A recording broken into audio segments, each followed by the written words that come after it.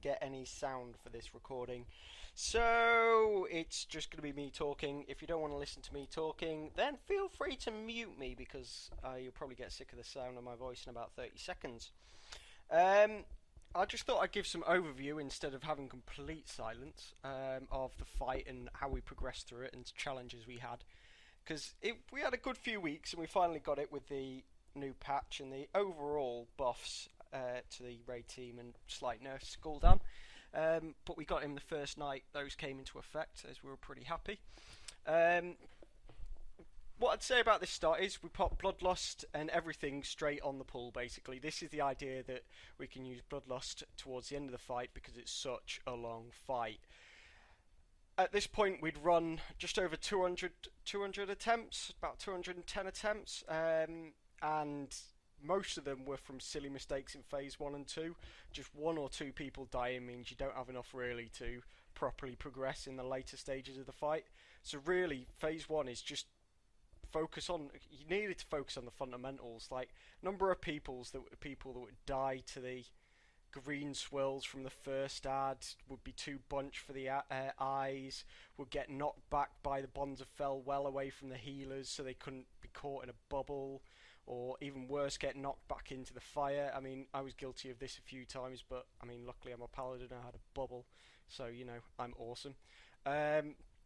But it was very much kind of a burn stage. In terms of my cooldowns, all the way through progression, I've been not been using Convergence of Fate, because my wings, which is the main cooldown for Ret Paladins, nicely lined up without Convergence of Fate. But I was playing around the evening we got the kill, because it was the first one after the patch with using Convergence of Fate, because everybody's DPS was higher and was pushing it into certain phases slightly earlier. So Convergence of Fate meant it all lined up a bit better.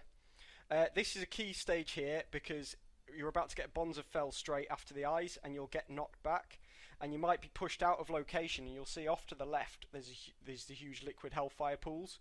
It was so easy to get knocked back into those hellfire pools if you weren't kind of aware, and you'll also note our healer Spores got kicked too far out and was sat in bear form at the back. That's what I was looking for, but we had Paladin with spell warding to help him get out as and when was needed. So that's phase 1, really. As I say, focus on just like not dying to silly things, because just one death here or losing your res at this point is a big thing. Everyone get to the right side of the platform and then you get wins. It's a lot stronger in Mythic as everybody's ready. Everybody should be ready for it, and stay the hell away from the tank. Again, phase 2 is like phase 1 is. You need to learn it like the back of your hand, because you can't afford for silly mistakes. You don't want to be losing people in this phase, because you want people up for the final phase. You really want people up for that final phase. But priorities are nuke the eyes, soakers, soak the souls.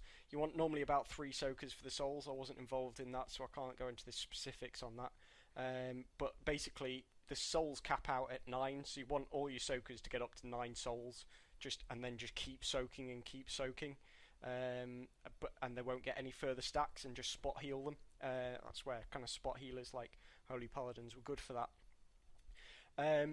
Very much always kind of be ready for everything in this fight, in this phase. So storm, as well as fire, as well as eyes, as well as staying away from the tank. We had a lot of issues with people running into the tank and killing themselves because we'd just get fell scythe. Quick note about the flames, as you can see, is you can stack them up slightly, just half run. You don't need to run, don't go full sprint, otherwise the flames will cover up too much ground and you won't have enough space. And you just need to really keep them as tight punched as possible and out of the melee. It really is important, melee, that as soon as you see those flames you get out. Second thing is, or the other thing I was going to say here was, just noticed it there on the eyes, but the hitboxes on the eyes and Gul'dan is far bigger than you'd think. So you sit there and think, oh no, the eye's gone into the well, should I run into the well? Don't run into the well, but you just run around it and you'll be able to hit it from the edge. It's got a really big hitbox, so you don't need to worry about soaking, and you just need to hit him. You'll also know the melee, we're always standing on his left leg. This is because the off-tank was standing on the right leg and soaking, so we'll be catching unnecessary souls if we're on the right leg, and we needed to give the off-tank the space to move around and clear the stacks off our main tank. There, it's a nice little paladin cheat. You can bubble just that storm, just so you can go straight onto this eye as well. Very useful to stage for the bubble. And as we're pushing into the later stages of phase 2 here, I get another flame, so I wasn't bitter about that at all. But you know, these things happen when you're on your 200th wipe, and you just glad nobody's dead at this point. So you wipe this last eye quickly, and you're wanting to be watching. You don't push Gul'dan below to 10% at this point, because if he hits 10%, Illidan will spawn, and you're on like a timer then. If you and you want to wait until after the next storm and Black Harvest if happens after this one, and then you'll get pushed. You all stack on circle. You pump out those healer cooldowns. You'll notice I'm using Word of Glory purely because the other things on my talent row, like Eye for an Eye, you're not taking physical damage in this, so it's useless, and I'm not going to waste Holy Power on Justicar's Vengeance, so I took Holy Power just so I could throw out a few additional heals there. But this is where we're hitting into the last 10%, and Illidan is about to spawn, and this is the burn phase. You'll notice, like, initially a lot of the kind of cutting edge guilds were using their Bloodlust at this point, because this is kind of like the burn phase, but we didn't, simply because we had enough DPS, and because we used it at the start, we then had a second Bloodlust for the burn phase right at the end as well. So we could just kind of burned it, but we were using second pots before the new patch, but we didn't need the second pots for this new patch, so we just burned it down with plenty of time to spare. There goes Gul'dan, stacking on Illidan, ready for his knockback, and into phase 3. Right, we didn't take that many attempts at phase 3. Despite having over 200 wipes, I'd say probably 10 we got to... no, 15 got to phase 3, but only arguably 10 smoothly, and only about 3 or 4 did we even get past the first time stop smoothly. Priorities at this point is parasites. You want to get them onto on that left leg and just stun them.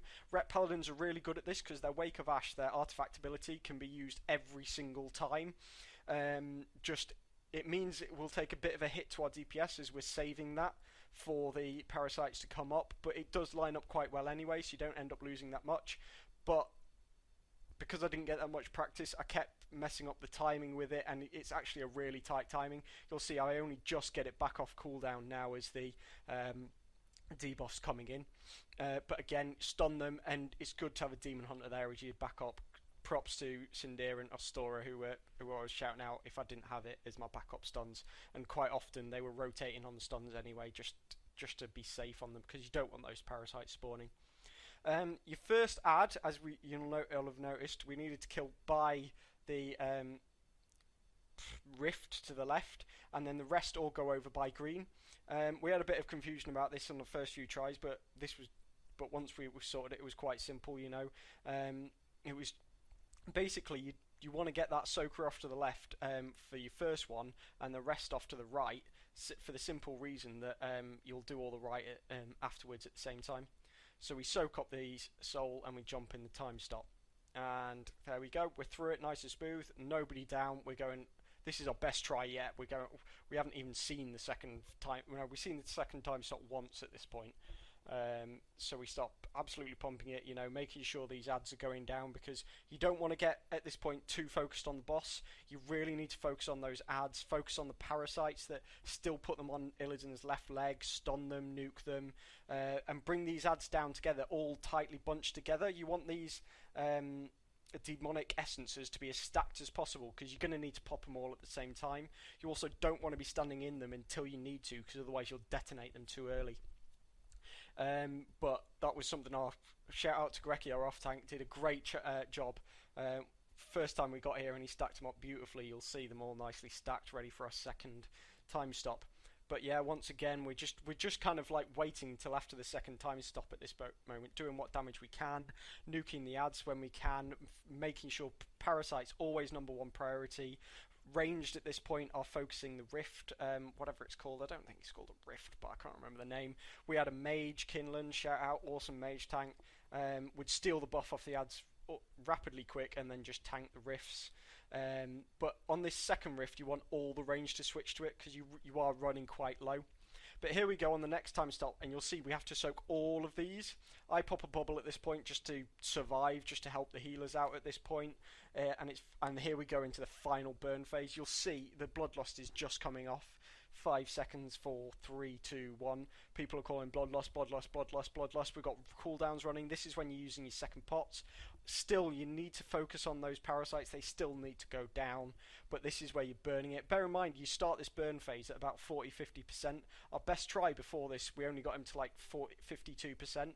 And then suddenly you get into this burn phase and he's taking the additional damage and you are just wrecking him. You are just going full out with blood loss, pots, cooldowns.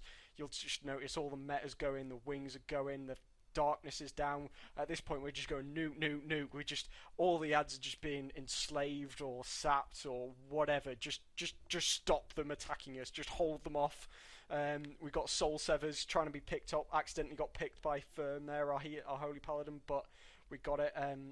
We managed to survive, keep him up, and there he's going. At this point, we're just like, fuck everything, nuke, just nuke, nuke, nuke, and down he goes. And I'm really sorry you didn't get to hear the nerd screams, guys, because I fucked up the sound. But they were quite some fun nerd screams. It took a while to get this.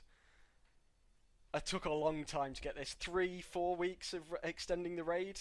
We had some kind of roster issues on Gul'dan. Not necessarily roster issues, but at first we certainly didn't have an ideal setup for it, and then some key players missed a few raids, and as a result it all took longer than it felt like it should. But, well, for me we got crap loot. Nothing for me. Tank trinket, and then tier legs for not me. So I don't really care who else they went to. So, but we got a draft of souls, something that is useless again for me. So I was just happy at this point. I was just relieved, as I'm sure. At this point, I'm just kind of just staring, just taking it all in,